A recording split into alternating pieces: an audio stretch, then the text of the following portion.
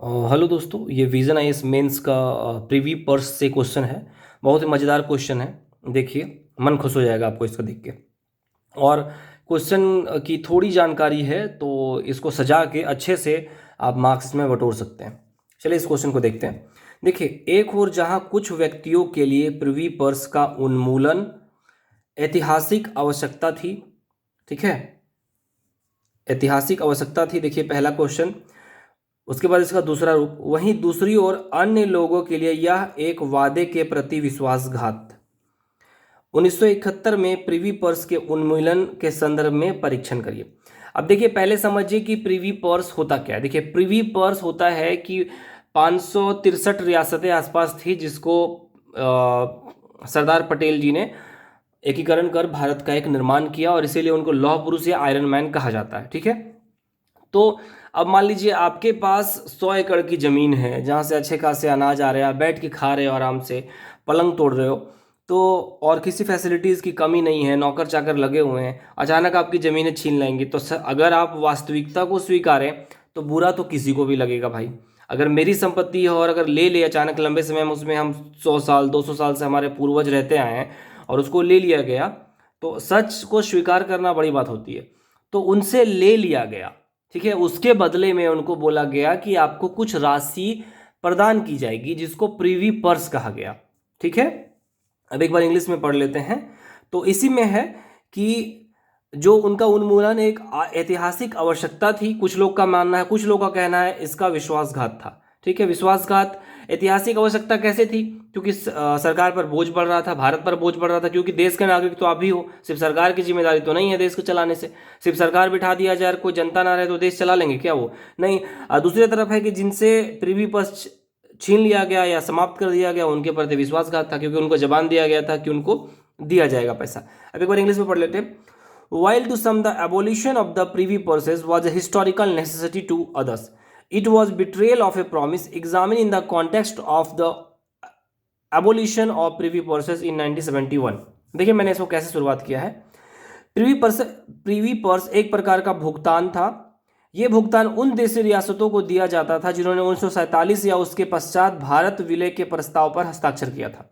Simple में है, अच्छी भूमिका इन्होंने मुझे कमेंट भी किया है। जरूरत के अनुसार आज़ादी के समय भारत की एकता और अखंडता को बचाए रखने के लिए प्रिवी पर्स को स्वीकारा गया, लेकिन 1971 में इसे इंदिरा गांधी ने वापस ले लिया। इसके वापस लेने के अनेक कारण थे। देखिए पहला, 1962, 1965, 1971 में चीन और पाक के युद्ध से भारत की भी काफ़ी क्षति हुई। देखिए 1962 में चाइना ने अचानक अटैक कर दिया था और अरुणाचल के बड़े क्षेत्र पर वो घुस गया था। ठीक है, तो देखिए एक बात जान लीजिए कि अटैक करना बहुत आसान होता है, किसी में कब्जा जमाना मुश्किल होता है। जैसे कि आप लोग अब जो वीडियोस देख रहे हैं, मान लीजिए आप लोग 4 लोग के ग्रुप है, लड़की हो चाहे लड़कियां हो, आप लोग के पास हथियार है, किसी घर में आप रात को घुस गए, घुस तो जाओगे आप, लेकिन साल भर तक कब्जा कैसे जमाओगे? वहाँ पर कब्जा जमाने के लिए आपको राशन चाहिए, अगल बगल का सपोर्ट चाहिए, उसके बाद आपको फिर नहाने के लिए पानी चाहिए, ठीक है, और चीज़ें काम करने के लिए। तो अगर अगल बगल का आपको सपोर्ट नहीं मिलेगा तो लंबे समय तक वहाँ कब्जा बनाकर रखना बहुत मुश्किल है। ठीक है, दूसरा है 1965 और 71 में पाकिस्तान के साथ वॉर हुआ। दोनों वार में हम जीते और 1971 में बांग्लादेश का निर्माण भी हुआ।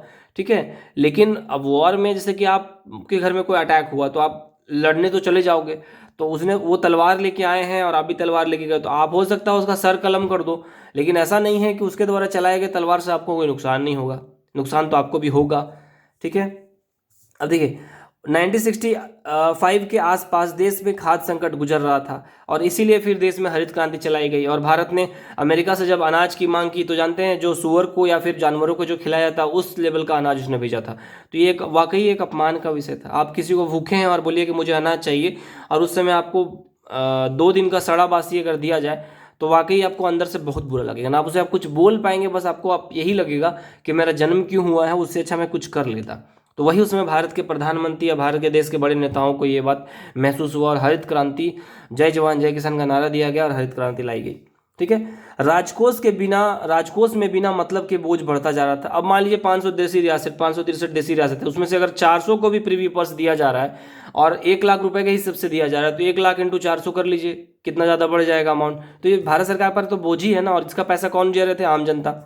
अब देखिए, अब इसको समाप्त क्यों किया गया था? देखिए, प्रिवी पर्स देने के पीछे भारतीय रियासतों को भारत में मिलाना था, एक करना था, और नहीं करते तो फिर भारत में कोई सतारा का राजा है, कोई जौनपुर का है, कोई मैसूर का है, कोई हैदराबाद का है, कोई रांची का है, ठीक है, कोई हजारीबाग का है, कोई कश्मीर का है।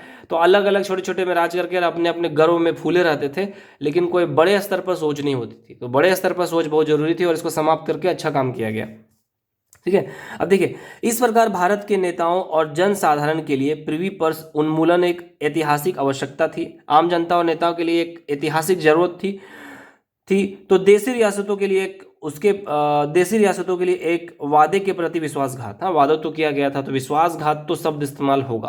हालांकि हम भी यही चाहेंगे प्रिवी पर्स हटा दिया जाए, क्योंकि जिनसे जमीनी ली गई उनसे पूरी तरह जमीन उनसे नहीं ली गई, उनके पास संपत्ति अच्छी खासी बची रही, जो एक्स्ट्रा था, जिससे देश का भला हो सके। मान लीजिए उनके पास 4,000 एकड़ जमीन है, तो उनको 500 एकड़ या फिर 200 एकड़ छोड़ के, 1,000 एकड़ छोड़ के बाकी जमीनें ली गई। ऐसा नहीं कि उनको कंगाल कर दिया गया, महल से निकाल दिया गया, ऐसा कुछ नहीं हुआ था।